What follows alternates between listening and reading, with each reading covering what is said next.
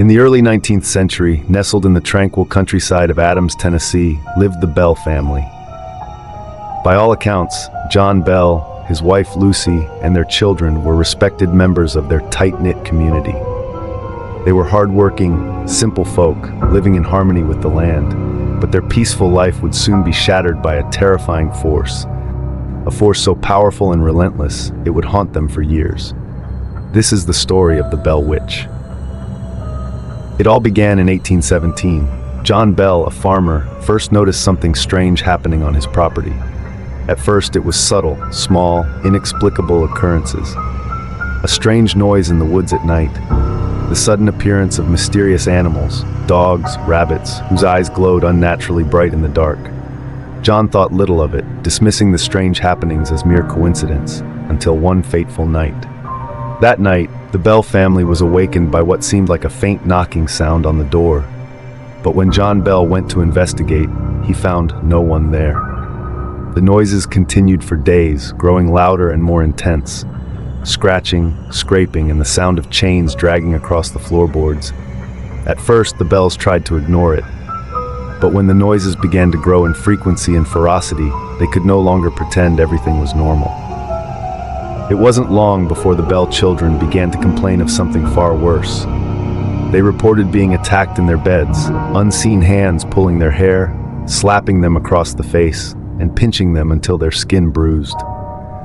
One of the Bell daughters, Betsy, was often the target of these violent encounters. She would scream out in terror as the unseen force dragged her from her bed, tossing her around like a rag doll. No one could explain it, and no one could help. Desperate for answers, John Bell turned to his community for help. Neighbors came, skeptically at first, to witness the strange happenings for themselves. What they saw shook them to their core. Disembodied voices filled the house, voices that were gravely and harsh, as if coming from the very walls themselves. The witch, because that's what she called herself, taunted the family. She seemed to know everything about them, their deepest secrets, their most private thoughts. But it wasn't just the voices. It was what came next. The attacks grew more violent. Neighbors reported seeing objects move of their own accord. Furniture would slide across the room, books would fly off shelves, and the house itself seemed to groan and creak as if alive. But the most terrifying phenomenon was the witch's ability to take control of people's voices. She would speak through them, mocking and ridiculing the family, her voice filled with venom and malice. Despite all efforts to rid their home of this malevolent presence, the Bell family was trapped in their own nightmare. The witch's attacks were relentless. One of the most chilling occurrences was when she began to focus all her attention on John Bell himself. He became gravely ill, his health deteriorating rapidly. The witch's voice would taunt him, saying, "I will kill him." The family watched helplessly as John's strength waned. His once powerful frame withered away, as though some unseen force was draining the very life from him. On December 20th, 1820, John Bell's health finally gave out.